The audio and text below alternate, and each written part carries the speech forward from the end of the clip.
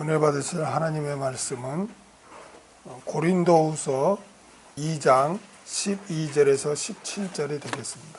내가 그리스도의 복음을 위하여 드로아의 이름에 주 안에서 문이 내게 열렸으되 내가 내 형제 디도를 만나지 못하므로 내 심령이 편치 못하여 저희를 작별하고 마게도냐로 갔노라.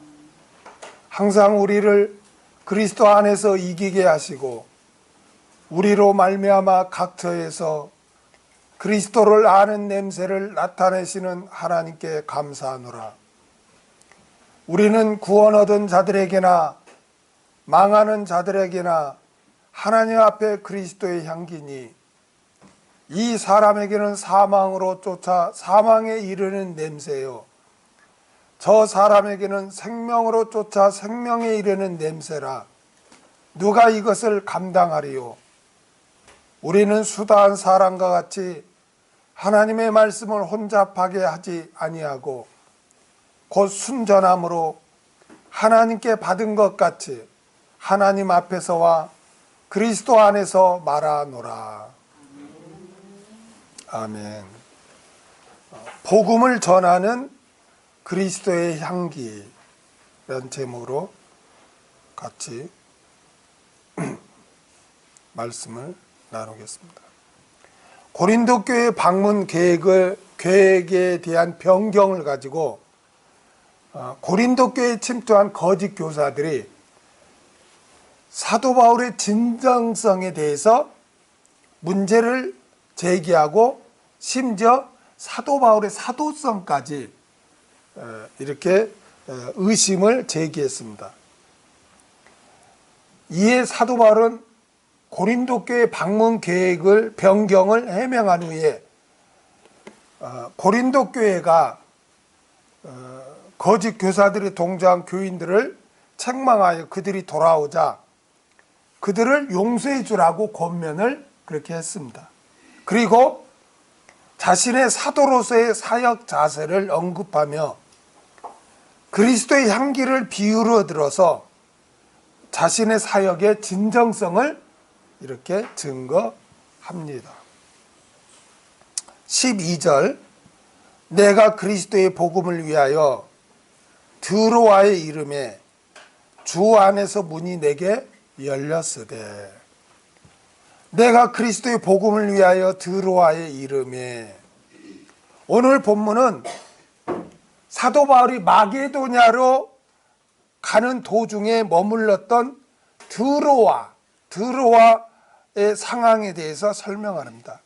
드로아는 그 에게의 큰 항구 도시로서 오늘날 그 터키 이스탄불 있죠.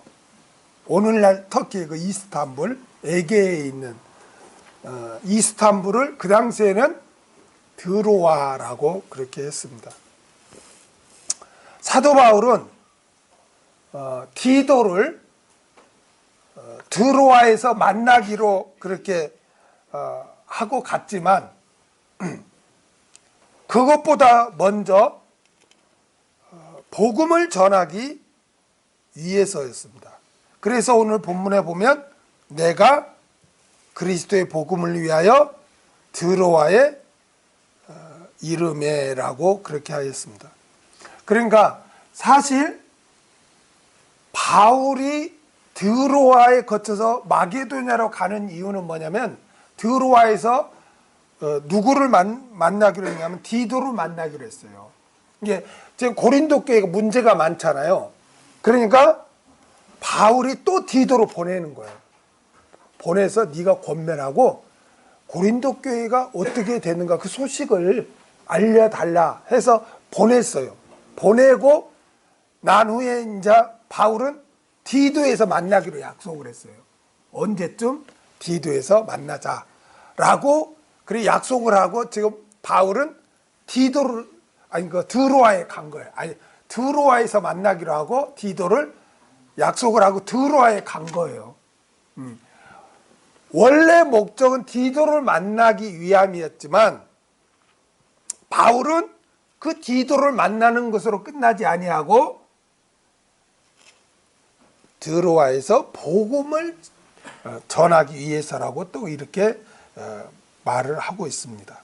그러니까 바울은 누구를 만나든 어디를 가든 그게 목적이 아니라 복음 전함이 목적이 되었던 것이에요. 우리는 바로 이 바울의 이 자세를 우리는 이렇게 본받아야 할 줄로 믿습니다. 우리가 누구를 만나든 어디를 가든 그게 목적이 아니라 하나님께서 왜 그 사람을 만나게 하고 왜 그곳에 가게 하는가? 그것은 바로 우리에게 복음을 전하라고 그렇게 그 사람을 만나기도 하고 그곳에 가게 했다는 거예요. 그래서 우리는 항상 이것을 잊으면 안 돼요. 이것을 잊어버리니까 전도라는 거는 뭐 특별한 날에 막 전도지 들고 나가서 막 하고 이렇게 우리가 교회에서 오해를 하는데 그것보다도 성경에 본 사도행전 같은 데 보면 특별히 뭐 전도를 위해서 그렇게 하는 게 아니라 어디를 가든 누구를 만나든 그 목적이 전도였다는 거예요. 우리가 이 자세를 가질 때 우리가 전도가 이 생활화가 되는 거지, 이 자세를 이걸 잊히고 사니까 아예 우리는 그냥 세상 사람들처럼 똑같이 우리가 살게 된다는 거예요. 똑같이 살게 되는 거예요. 그래서 이렇게 우리가 누구를 만나든 어디를 가든 그게 목적이 아니라 그걸 위해 갔더라도 우리는 항상 그것을 복음 전할 기회로 우리가 삼아야 된다는 거예요. 아멘. 그래서 바울은 디도를 만나기 위해 드로아에 갔지만 내가 그리스도의 복음을 위하여 드로아에 갔다 이렇게 고백을 한 거예요. 그 다음에 주 안에서 문이 내게 열렸으되, 사도 바울이 그리스도의 복음을 위하여 드로아에 이르렀을 때 주 안에서 문이 사도 바울에게 열렸습니다. 문이 열렸다는 것은 복음 전할 기회가 주어졌다는 거예요. 성경에는 복음을 전할 기회가 주어진 것을 문이 열렸다고 이렇게 표현을 했습니다. 골로새서 4장 3절을 한번 보겠습니다. 또한 우리를 위하여 기도하되 하나님이 전도할 문을 우리에게 열어주사 그리스도의 비밀을 말하게 하시기를 구하라. 내가 이것을 인하여 매임을 당하였노라. 바울은 골로새 교인들에게 우리를 위해서, 나를 위해서 기도 좀 해줘라. 그것은 뭐냐면 내가 어디를 가든지 누구를 만나든지 전도의 문이 열리게 해달라고, 그렇게 기도해달라고, 중보기도 해달라고 바울은 그렇게 부탁을 했던 거예요. 그러니까 문이 열린다, 성경에서 문이 열린다 이 말은 전도의 문이 이렇게 열리는 것을 말합니다. 고린도전서 16장 9절을 보겠습니다. 내게 광대하고 공효를 이루는 문이 열리고 대적하는 자가 많음이니라. 내게 광대하고 크고 공효, 효과적인 효과를 이루는 문이 열렸다. 이거 전도의 문이 열리고, 여러분 전도의 문이 전도를 하면은 마귀가 가만히 있겠어요? 가만 안 있죠. 그러니까 대적하는 자도 많았다는 거예요. 그래서 성경에 보면 문이 열리다 이 말은 전도할 기회가 주어지다 이 말이에요. 열렸으되 헬라로 아네오 그메네스, 아네오 그메네스, 이 단어가 아노이고의 수동태예요. 수동태. 이 단어의 수동태가 아네오 그메네스예요. 그러니까 전도의 문이 내가 여는 거예요? 누구에 의해서 열리는 거예요? 누구에 의해서 열리는 거예요? 그렇죠? 그럼 누가 열어준다는 거예요? 하나님. 하나님이 전도의 문을 열어주신다는 거예요.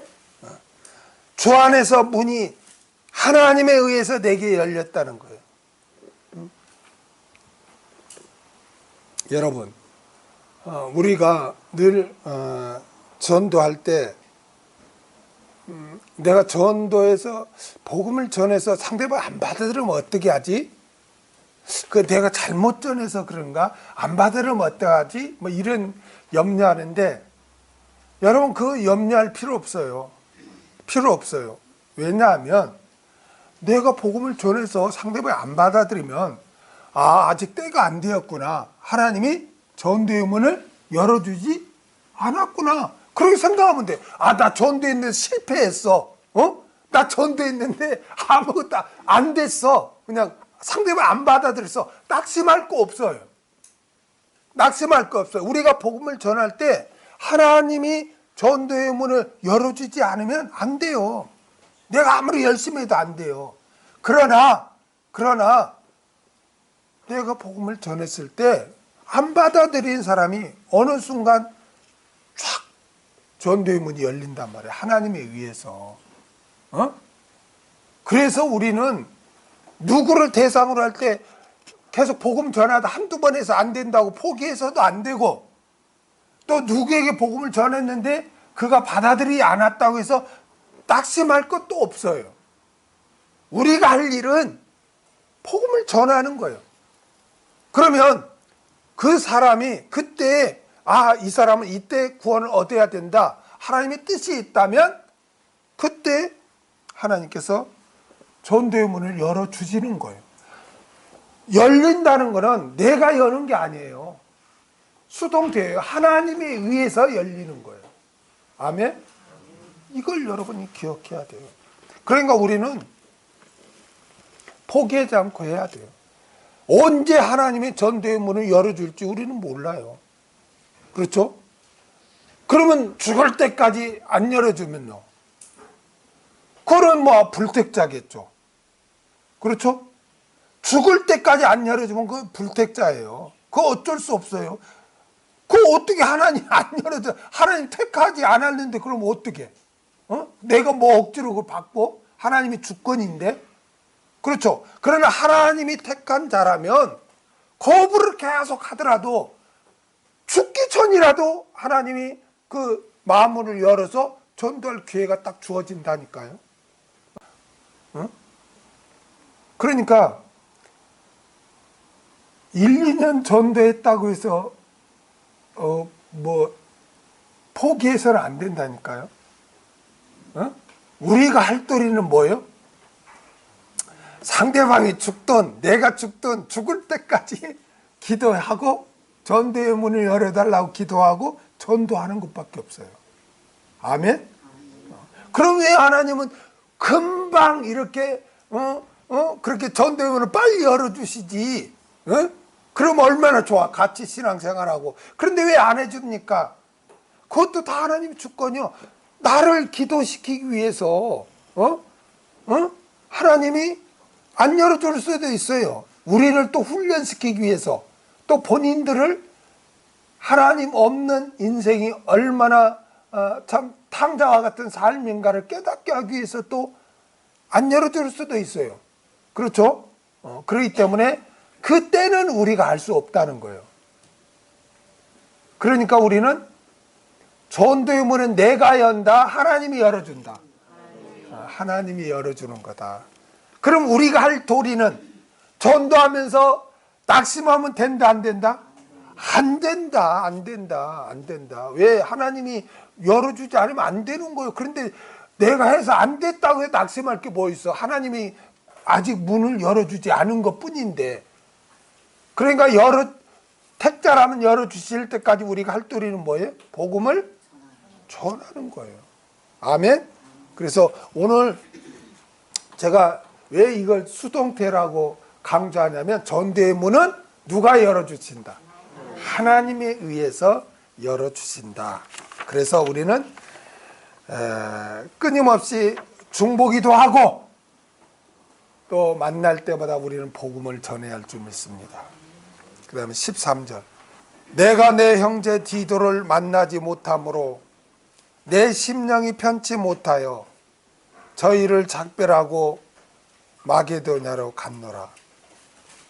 디도를 만나기로 1차적으로 드로아에 갔죠.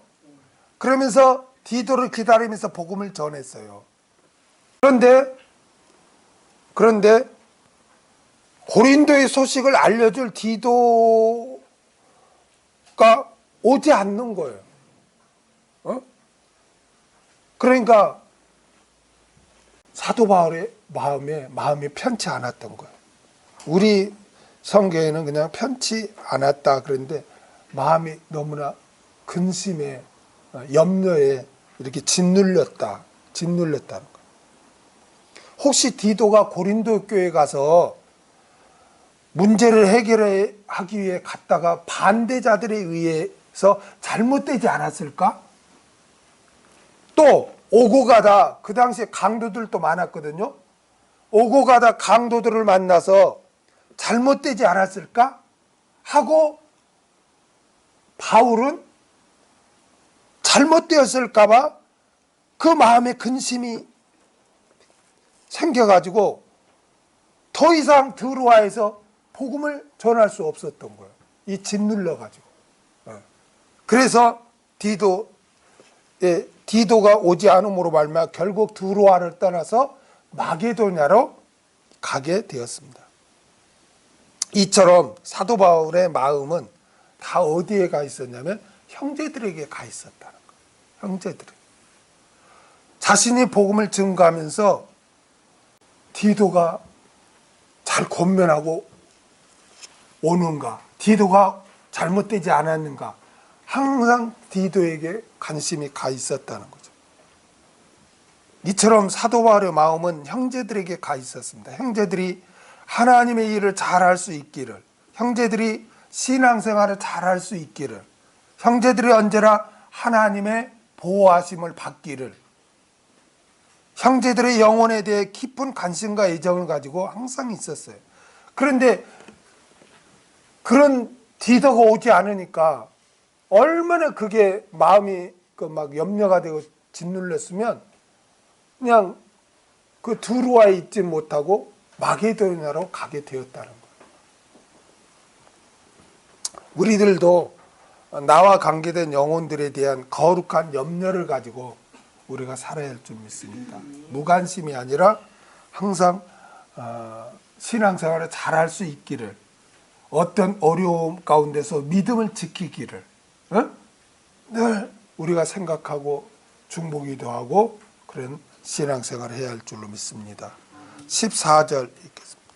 항상 우리를 그리스도 안에서 이기게 하시고 우리로 말미암아 각처에서 그리스도를 아는 냄새를 나타내시는 하나님께 감사하노라. 항상 우리를 그리스도 안에서 이기게 하시고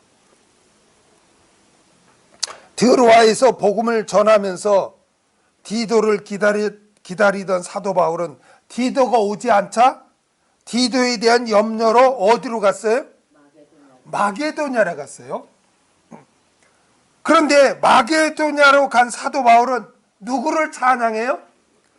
하나님을 찬양해서 하나님을 찬양하면서 항상 우리를 그리스도 안에서 이기게 하신다고 하나님을 찬양하고 감사했던 거예요. 왜 그랬을까요? 마게도냐에서 누구를 만나요? 마게도냐에 가서 누구를 만나?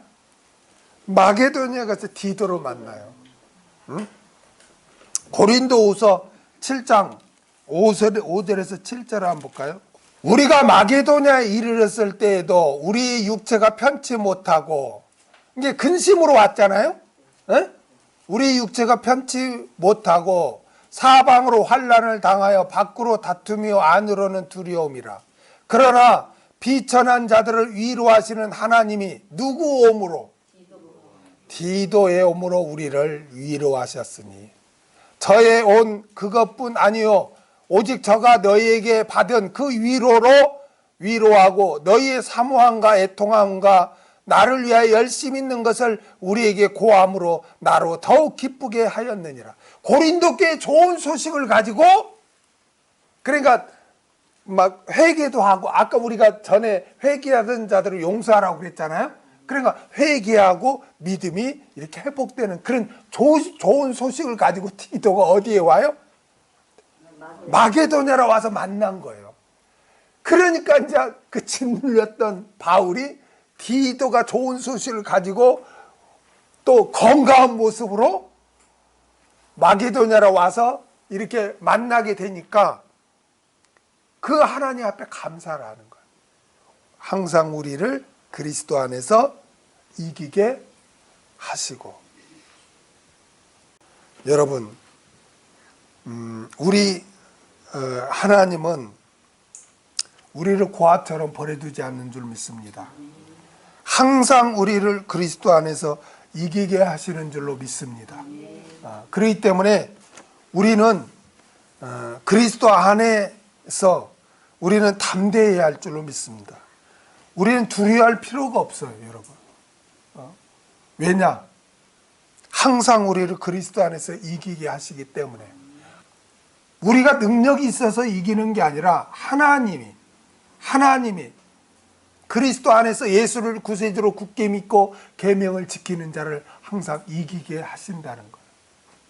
그렇기 때문에 여러분, 우리는 마귀의 영적인 전쟁에서 우리는 두려워하거나 낙심해서는 안 될 줄로 믿습니다. 항상 우리는 내가 예수를 구세주로 굳게 믿고 계명을 지키고 있다면 항상 하나님은 우리를 이기게 하신다는 것을 꼭 기억하시길 바랍니다. 로마서 8장 37절을 보겠습니다. 그러나 이 모든 일에 우리를 사랑하시는 이로 말미암아 우리가 넉넉히 이기느니라. 아멘. 우리가 잘나서 이기는 것이 아니라 우리를 사랑하시는 하나님으로 말미암아 우리가 이기는 줄로 믿습니다. 요한일서 5장 4절을 보겠습니다. 대저 하나님께로서 난 자마다 세상을 이기느니라. 세상을 이기는 이기시니 우리의 믿음이니라. 우리를 그리스도 안에서 이기게 하신 하나님께 감사합시다. 그 다음에 우리로 말미암아 각처에서 그리스도를 아는 냄새를 나타내시는 하나님께 감사하노라. 그리고 사도 바울은 우리로 말미암아 각처에서 그리스도를 아는 냄새를 나타내시는 하나님께 감사한다고 했습니다.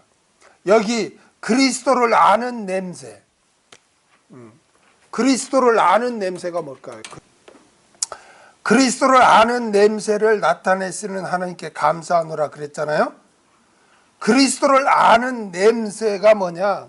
그리스도를 아는 지식, 복음을 말합니다. 그리스도를 아는 냄새가 뭐냐? 그리스도를 아는 지식이요 복음을 가리킵니다. 그리스도는 눈으로 보이는 것으로 알 수 있는 분이 아니에요. 아멘? 그리스도는 어떤 분은 하나님을 보여줘봐 그러는데 그리스도는 눈으로 이렇게 보이는 것으로 알 수 있는 분이 아니라 그리스도는 복음을 통해서만 알 수 있어요. 아멘? 복음을 통해서만 알 수 있어요. 지식 곧 하나님의 말씀을 통해서만 알 수 있어요. 그래서 예수님을 요한복음 1장 1절을 보세요. 그래서 예수님을 뭐라고 이렇게 표현하는가? 태초에 말씀이 계시니라. 이 말씀이 하나님과 함께 계셨으니 이 말씀은 곧 하나님이시니라. 예수님은 곧 누구다? 하나님이시며 뭐다? 말씀으로 나타난다는 말씀으로. 그래서 14절에 보면 말씀이 육신이 되어 우리 가운데 거하심에 우리가 그 영광을 보니 아버지의 독생자의 영광이요 은혜와 진리가 충만하더라 그랬습니다. 충만하더라. 그러니까 그리스도는 우리 눈으로 보아서 알 수 있는 분이 아니라 지식으로, 즉 말씀으로 복음을 통해서만 알 수 있는 거예요. 아멘. 그리스도는 우리가 전하는 복음을 통해 세상에 알려지는 거예요. 그래서 우리가 복음을 전해야 되는 거예요. 아멘. 그런데 오늘 본문에 보면 우리로 말미암아 각처에서 그리스도를 아는 냄새를 나타내시는 하나님께 감사하노라 그랬어요. 우리로 말미암아 각처에서 그리스도를 나타내는 하나님, 응? 우리로 말미암아 나타내시는 하나님. 사도 바울은 자신이 하고 있는 이 일의 주체는 누구라고 그러는 거예요 지금? 하나님이라는 거예요. 하나님. 하나님이라는 거예요. 우리로 말미암아 각처에서 그리스도를 나타내는 하나님이다 이거예요. 그러니까 자신의 삶의 주관자는 누가 된다는 거예요? 하나님이시라는 거예요. 하나님. 바울이 지금 복음을 전하지만 나로 하여금 이렇게 복음을 전하게 하시는 분은 하나님이라는 거예요. 하나님. 복음을 전하는 내가 주인공이 아니라 나로 하여금 복음을 전하게 하시는 하나님이 주인공이라는 거예요. 우리로 말미암아 각처에서 그리스도를 나타내시는 하나님이라는 거예요. 하나님. 그러니까 우리의 삶의 주관자는 누굽니까? 하나님이에요. 하나님. 우리 삶의 주관자는 하나님이에요. 여러분 우리가 봉사하고 헌신하고 복음을 전하고 이러한 모든 것을 내가 이렇게 하는 거라고 생각해서는 안 돼요. 하나님께서 나로 하여금 이렇게 하나님이 일을 할 수 있도록 지금 주관하고 있다는 것을 여러분이 기억해야 돼요. 그러니까 내가 하나님을 위해서 봉사하는 것, 헌신하는 것을 나를 자랑해서는 안 되는 거예요. 그래서 나를 알아달라고 해서도 안 되는 거예요. 우리는 바울이 마지막에 감사하노라 그러잖아요. 우리가 의의 일꾼으로 쓰임받는 거에 감사하는 거예요. 하나님이 나를 통해서 의의 도구로 지금 복음 전하는 의의 도구로 사용하는 거에 대해서 감사한다는 거예요. 내가 열심히 고난받고 핍박받으면서 복음을 전하지만 나를 알아달라가 아니라 나는 하나님에 의해서 지금 복음을 전하고 있다. 그것을 나는 감사한다. 나의 절대 주권은 하나님께 있다. 나의 주관자는 하나님이다. 나는 단지 쓰임받는 도구이다. 청지기이다. 우리 그리스도인이 바로 이 자세를 가져야 돼요. 내가 교회를 위해서 봉사하는 것, 음식을 준비하는 것, 헌신하는 것, 이러한 모든 것 내가 하는 거야 라고 해서는 안 돼요. 하나님이 나에게 그런 믿음을 주고 직분을 주고 그런 환경을 열어서 헌신하게끔 하나님이 주관적으로 역사하셔서 우리는 쓰임받는 것뿐이에요. 그런데 우리는 쓰임받는 것으로 끝나는 게 아니라 우리에게는 하늘나라에서 칭찬과 영광과 상급이 주어지죠. 그렇죠? 그래 얼마나 감사해요. 여러분 악하게 쓰임받는 것만큼 여러분 불행한 게 어디가 있어요? 악하게 쓰임받는 것만큼 불행한 게 어디가 있어요? 또 누구에게 귀하게 쓰임받지 못하는 것만큼 또 불행한 게 또 어디가 있어요? 그러나 저와 여러분이 몸으로나 봉사로나 물질로나 뭐로나 하나님께 귀하게 쓰임받는 거에 대해서 우리는 감사를 해야 할 줄 믿습니다. 그래서 바울은 우리로 말미암아 각처에서 그리스도를 아는 나타내서는 하나님, 이 하나님이 강조된 거예요. 하나님이 주인공이라는 거예요. 하나님이 주권을 가지고 하는 거지 나는 거기에 쓰임받는 것뿐이라는 거예요. 그런데 그리스도를 알 수 있는 진리, 복음, 하나님의 말씀을 나를 통해서 이렇게 나타나게 하시는 하나님께 감사하다는 거예요. 여러분, 우리는 이 바울의 이 신앙을 본받아서 항상 하나님 앞에 귀하게 쓰임 받는 거에 대해서 늘 감사하면서 우리가 신앙생활을 해야 할 줄 믿습니다. 어떤 분은 내가 이만큼 했으면 됐지, 내가 이렇게 하는데 안 알아줘, 이렇게 생각하는데 그것은 잘못된 생각이에요. 잘못된 생각이에요. 하나님 앞에 귀하게 쓰임 받는 거에 우리는 감사하면서 더욱더 헌신해야 할 줄로 믿습니다. 15절, 우리는 구원 얻은 자들에게나 망하는 자들에게나 하나님 앞에서 그리스도의 향기니. 사도 바울은 우리는 하나님 앞에서 그리스도의 향기라고 고백하고 있어요. 향기를 유오디아라고 하는데요. 유오디아. 유누는 도운이라는 뜻이고, 그 다음에 오조는 냄새를 풍기다. 이 유와 오조의 합성어가 유오디아예요. 그러니까 좋은 냄새를 풍기는 거예요. 한마디로 향기는 좋은 냄새를 풍기는 거예요. 여러분, 좋은 냄새를 풍기는 게 아닌 게 뭘까요? 향기의 반대 개념이 뭐예요? 악취지, 악취. 그러니까 향기라는 거는 좋은 냄새를 이렇게 풍기는 거를 향기라고 하는 거예요. 그런데 이 좋은 냄새는 14절에서 뭐와 같아요? 이 좋은 냄새 있잖아요. 이 좋은 냄새를 14절에는 뭐라고 표현해요? 그리스도를 아는 냄새라고 그랬죠. 그리스도를 아는 냄새가 뭐라고 그랬어요? 복음이라고 그랬죠. 그렇죠? 그리스도에 대한 지식. 그러니까 그리스도인이 그리스도의 향기란 말은 무슨 말이냐? 그리스도인은 복음을 전하는 자다, 그 말이에요. 복음을 전하는 자. 아멘? 복음을 전하는 자. 그리스도인이 전하는 복음에는 여러분 생사를 결정하는 능력이 있대요. 생사를 결정하는 능력이 있는데, 그리스도인 전하는 복음을 받아들이는 자들에게는 구원 얻는 일이 있고, 복음을 받아들이지 않는 자들에게는 망하는 일, 즉 세세토록 진노의 형벌을 받는 일이 임한다는 거예요. 그러니까 우리가 복음을 전하는 것은 딱 두 가지 생사를 결정하는 거예요. 받아들이는 자에게는 구원을 얻는 그런 일이 일어나고, 받아들이지 않는 자에게는 망하는 일이 일어난다는 거예요.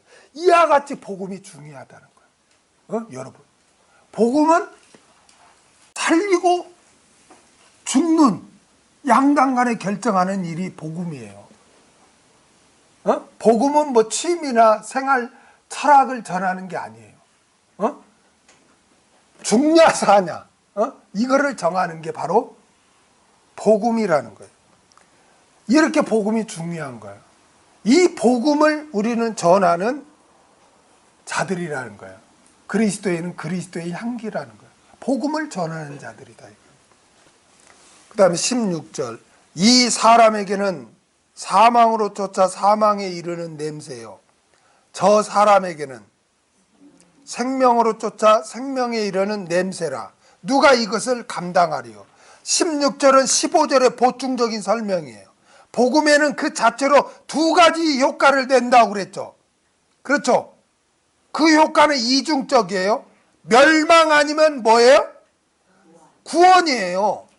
복음을 받아들이지 않고 거부하는 사람에게는 그 결과가 멸망인 반면에, 복음을 받아들여지는 사람에게는 그 결과가 뭐예요? 구원이라는 거예요. 구원. 복음은 어떤 사람에게는 사망의 냄새가 나지만 어떤 사람에게는 생명에 이르는 냄새가 된다는 거예요. 이와 같이 인간의 멸망과 영생의 문제를 가름하는 이 중대한 복음 전파의 사역은 너무너무 중요하다는 거예요. 너무너무 중요하다. 그래서 사도 바울은 누가 이것을 감당하리요? 라고 고백했어요. 누가 이것을 감당하리요? 이렇게 중요한데 누가 이것을 감당하리요? 우리가 감당해야 하지 않겠냐는 거예요. 아니 이걸 그리스도인이 감당 안 하면 누가 감당해? 불신자가 어떻게 복음을 전해주겠어? 누구만 복음을 전해줄 수 있어? 우리만. 그래, 누가 감당하리요? 우리가 감당해야 되지 않냐? 지금 바울이 그렇게 외치고 있는 거예요. 우리가 그리스도 복음을 감당해야 되는데, 우리가 그리스도 복음에 무관심하고 그걸 하지 않으면 하나님의 마음이 얼마나 안타깝겠냐는 거예요. 바울이 지금. 우리가 이 말씀을 들으면서 정말 우리가 우리 자신을 비춰봐야 돼요. 17절. 우리는 수다한 사람같이 하나님의 말씀을 혼잡하게 하지 아니하고 곧 순전함으로 하나님께 받은 것 같이 하나님 앞에서와 그리스도 안에서 말하노라. 우리가 수다한 사람같이 하나님의 말씀을 혼잡하게 하지 아니하고, 여기 수다한 사람을 플로이라고 해요. 플로이.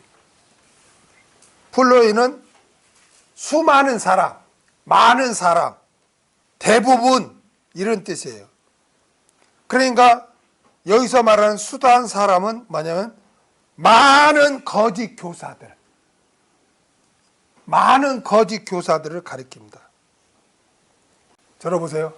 왜 거짓 교사들에게 수단이라는 폴로이인데, 폴로이라는 이 단어를 썼을까요? 예? 여러분, 마지막 때는 거짓 일꾼들이 엄청나게 많다는 거예요. 참된 일꾼보다 거짓 일꾼이 많기 때문에 여기서 폴로이라는 단어를 썼어요. 거짓 것들은 엄청나게 많다. 말세에는 거짓 교사, 거짓 그리스도들이 엄청나게 많이 일어납니다. 마태복음 24장 11절 보겠습니다. 거짓 선지자가 많이 일어나 많은 사람을 미혹하게 하겠으며, 여러분, 거짓 선지자가 적게 일어나요? 소수로 일어나요? 많이 일어나요? 많이 일어난다요. 많이. 오늘날에도 거짓 교사들, 거짓 목사들이 참된 목자보다 더 많아요. 이게 성경이에요. 성경. 수많은 거짓 교사들은 하나님의 말씀을 어떻게 한다는 거예요? 예? 하나님의 말씀을 혼잡하게 한다는 거. 혼잡하게 한다. 카펠루온테스. 이 단어가 카펠루온테스는 이 혼잡하게 하다는 이 단어가 카펠로스에서 왔거든요. 이 카펠로스란 단어에서 카펠루온테스, 혼잡하게 하다는 이 단어가 왔는데, 이 카펠로스가 무슨 뜻이냐면 행상인이라. 행상인이란 이 카펠로스라는 단어에서 카펠루온테스라는 이 단어가 생긴 거예요. 여기서 말하는 행상인이 뭐냐면은 이렇게 물건을 띄어가지고 왔다 갔다 하며 파는 사람이 아니라, 부정적인 의미로 사람들을 이렇게 속여서 파는 사람들, 사람들이 속여서 파는 사람들을 행상인이라고 해요. 그러니까 사람들을 속여서 장사하는 사람들이죠, 이 행상인은. 그러니까 뭐와 같냐면, 여러분 약장수하고 약사하고 무슨 차이가 있습니까? 약장수하고 약사하고 무슨 차이가 있어요? 그 무슨 차이일까요? 예? 약장수는 그냥 막 북치고 장구치고 막 사람을 막 감정으로 막 흥분시켜 갖고 만병통치약이다. 그러니까 만병통치약. 이걸 먹으면 뭐 허리도 낫고 뭐 신경통도 낫고 만병통치약. 만병통치약을 팔아요. 약사들은 가짜죠. 가짜죠. 가짜 약을 진짜 만병 통치약처럼 그렇게 속여서 비싸게 팔아먹는 게 약장수예요. 약사는요. 약사는 의사의 처방대로 약을 제조하는 게 약사고, 약장수는 사람을 막 감정으로 막 흥분시켜가지고 가짜 약을 진짜 약인 것처럼 팔아먹는 거. 이게 약장수예요. 약사가 의사의 처방 그대로 해야 되는 거예요. 그렇죠? 참된 목자는 하나님이 처방해준, 하나님이 주신 처방전, 말씀 그대로를 전해야 되는 거예요. 그게 참된 목사예요. 거짓 교사들은 온갖 세상적인 방법을 동원해 사람들의 관심을 끌어 자신의 사리사욕을 채우고 자기 멋대로 하나님의 말씀을 해석해서 하나님의 뜻에 벗어나게 전하는 자들이지만, 신실한 하나님의 일꾼들은 오직 하나님의 말씀의 본래 뜻대로 해석하여 전합니다. 거짓 교사들은 말씀의 순수성을 왜곡시켜서 약장수처럼 자신의 사리사욕을 위해 속이는데, 이것이 하나님의 말씀을 혼잡케 하는 거예요. 약장수처럼 행상인처럼 이렇게 전하는 게 거짓 교사들이에요. 근데 말세에는 거짓 교사들, 이렇게 전하는 거짓 교사들이 더 많다는 거예요. 그러므로 성도들은 영을 다 믿지 말고 뭐하라? 시험해보라. 분별하라. 라고 그렇게 하신 거예요. 마지막 때는 대량 미혹 시대이기 때문에 그렇습니다. 사도 바울은 고린도 교회 성도들에게 우리는 수다한 사람과 같이, 즉 수많은 거짓 교사들처럼 하나님의 말씀을 그렇게 혼잡하게 하냐고, 세상 것과 막 섞어서 그래 혼잡하게 하지 아니하고, 왜곡시키지 아니하고, 속이지 아니하고, 그렇게 증거한다고 자신의 사도성, 진실성을 또한 증거하고 있습니다. 그 다음에 곧 순전함으로 하나님께 받은 것 같이 하나님 앞에서와 그리스도 안에서 말하노라. 순전함, 에일리 크리네이아스, 흠없는 순결한 상태, 흠없는 순결한 상태, 있는 그대로, 하나님 말씀 그대로, 그리고 하나님께 받은 것 같이 그랬잖아요. 이 가치를 호스라고 그래요. 호스. 이 호스란 단위는 뭐뭐 가치, 뭐뭐대로, 뭐뭐만큼 이런 뜻이에요. 여기서는 곧 순전함으로 하나님께 받은 것 가치가 아니고 받은 대로. 이게 우리 개혁 성경은, 그러니까 제가 이걸 순히 말하죠. 영어 단어도 여러 가지 의미가 있죠. 사전 보면 막 어떤 거는 막 열 몇 개도 있잖아요, 뜻이.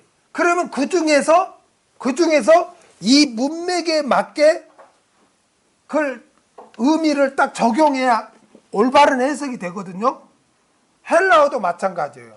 그런데 우리 개혁성경 순전함으로 하나님께 받은 것 같이 하니까 좀 이상하죠. 받은 것 같이 하면은 받지 않았다는 그런 의미도 포함되잖아요. 뭐뭐 같이니까. 그렇죠. 비유법 같이 보이니까.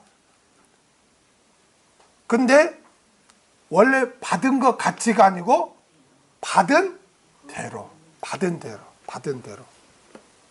사도 바울은 하나님께 받은 말씀 그대로 전했다는 거예요. 흠 없이 막 이렇게 섞거나 왜곡시키지 않고 받은 그대로 흠 없이 온전히 그대로 전했다. 지금 고린도후서는 가장 핵심 주제가 뭐예요? 사도 바울의 사도성을 지금 변호하는 게 고린도의 큰 주제예요. 왜냐하면 고린도 교회 거짓 교사들이 와서 바울의 신실성을 막 부정하고 바울의 사도성을 막 의심했기 때문에 고린도후서에서는 이렇게 말씀을 증거하면서 곳곳에 나는 신실한 하나님의 일꾼이고 나는 하나님께 임명받은 사도, 진실한 진짜 사도다는 것을 이렇게 중간중간에 계속 바울이 지금 변호를 하고 있는 거예요. 그게 고린도후서의 큰 주제예요. 그래서 여기서도 거짓 것들은, 너희를 미혹하는 거짓 교사들은 행상인처럼 약장수처럼 하나님의 말씀을 혼잡하게 한다. 막 왜곡시키고 짬뽕 세상 것과 섞여서 혼란스럽게 너희한테 하지만 나는 그들과 다르다. 나는 하나님께 사도로 임명받은 자로서 나는 하나님의 말씀을 받은 대로 거기에 더하거나 빼지도 않고 혼잡하게 하지 않고 흠없이 순결하게 순전함으로 나는 증거한다고 지금 바울이 또 자신의 그 신실성과 사도성을 지금 또 변호하고 있습니다. 주의 일꾼은 하나님의 말씀을 받은 그대로 전해야 돼요. 그런데 이게 쉽지 않아요. 왜냐하면 받은 대로 전하려면 목회자가 그만큼 연구를 해야 되고 또 목회자가 그렇게 연구를 해서 증거하는데 또 성도들이 그걸 이해를 못하고 나는 그냥 이 땅에서 잘 되는 거 기도해주고 그래 즐겁게 막 간증 섞어서 설교해줘야지 뭐 딱딱하게 무슨 뭐 수동태가 어떻고 뭐 원어가 어떻고 그렇게 해서 나는 그런 거 싫어하면은 그런 교회를 세울 수가 없고 그렇게 목회를 또 할 수가 없어요. 그러니까 성도들도 목사를 잘 만나야 되고 목사도 성도들을 잘 만나야 돼요. 어? 목사도 오직 나는 말씀만 받은 대로 나는 영구에 전하겠다. 타협하지 않겠다. 어렵더라도 오직 말씀 중심으로 목회하겠다. 이런 목사와 정말 나는 말씀을 사모합니다. 나는 영혼의 갈급함에 해결하는 난 말씀만을 사모합니다. 라는 그러한 성도들이 만나서 교회가 세워져야 돼요. 그런데 그게 쉽지 않아요. 그게 쉽지 않아요. 그래서 미국조차도 미국은요, 그 본 바탕이 침례교회에다가 복음주의에다가 청교도입니다. 다 크리스찬입니다. 그들이. 그러니 그러한 그런 바탕 위에서도 그런 바탕 위에서도 말씀대로 목회하는 교회는 다 작아요. 교회가. 큰 교회가 없어요. 정말 말씀대로 한다. 목회한다. 그래서 딱 하나 있어. 미국이야. 미국이 딱 하나 있어. 그레이스 처치라고 존 메가더, 이런 존 메가더 목사 들어봤습니까?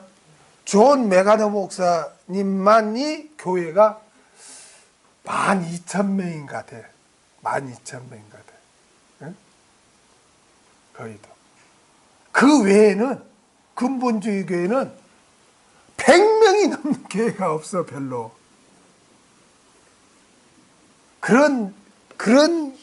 뭘 가르쳐요? 그만큼 말씀 목회는 힘들다. 목사도 거기에 목숨 걸어야, 말씀에 목숨 걸어야 할 뿐만 아니라 성도들도 말씀을 사모해야 그 교회가 되는데 그 숫자가 많지 않아. 마지막 때는 진짜 말씀의 기갈 시대라서 말씀을 사모하는 자가 그렇게 많지 않아요, 여러분. 그래서 저는 감사해요. 여러분들을 만나서 여러분 같은 분이 안 계시면 저 혼자 뭐 백날 연구해서 하면은 그걸 사모하지 않는 자가 있으면 제가 어떻게 말씀 목회를 하겠습니까? 그래서 이 바울이 정말 하나님 앞에 감사한 거에 대해서 저도 늘 감사를 합니다. 이게 힘들어요. 그런데 어떻게 이런 사역을 할 수 있는가? 바울이 어떻게 타협하지 않고 이런 사역을 할 수 있었는가? 그것은 하나님 앞에서와 그리스도 안에서 말하노라. 할렐루야. 하나님 앞에서를 뭐라고 한다고요? 헬라어로? 코람데오. 하나님 앞에서. 내가 그런 가정 핍박을 당하고 고난을 받으면서 비방을 당하면서도 오직 하나님께 받은 대로 혼탁하지 않고 순전함으로 복음을 전할 수 있는 것은 코람데오, 하나님 앞에서 하나님 면전의식을 갖기 때문에 내가 지금 이렇게 할 수 있다는 거예요. 하나님이 나를 지켜보고 계신다. 할렐루야.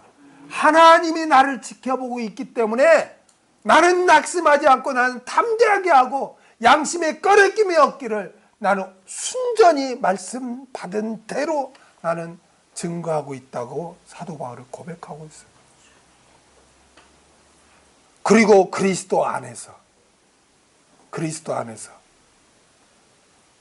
안이란 뭐냐? 예수님이 나의 구세주가 됨을 굳게 믿고 그의 계명을 지키는 것. 이게 그리스도 아니에요. 이것도 또 중요해요. 이것도 중요해. 엔 그리스도 안에서. 그리스도 안에서는 뭐가 그리스도 안에라고 그랬어요? 예수님이 나의 구세주가 됨을 굳게 믿는 것. 또 하나는 그의 계명을 지키는 것. 그게 그리스도 안에서의 삶이에요. 바울은 복음을 전하면서 예수님이 나의 구세주가 되심을 굳게 믿었어요. 의지했어요. 그리고 그의 계명을 지키고 전하는 데 힘썼어요. 그래서 바울은 순전함으로 하나님께 받은 대로 하나님 앞에서와 그리스도 안에서 말하노라. 이렇게 담대하겠습니다. 우리 신앙생활도 코람데오 하나님 앞에서 합시다. 그리고 그리스도 안에서 합시다. 그럴 때 우리가 담대할 수 있고 우리가 진리를 사수할 수 있는 줄 믿습니다. 기도하겠습니다.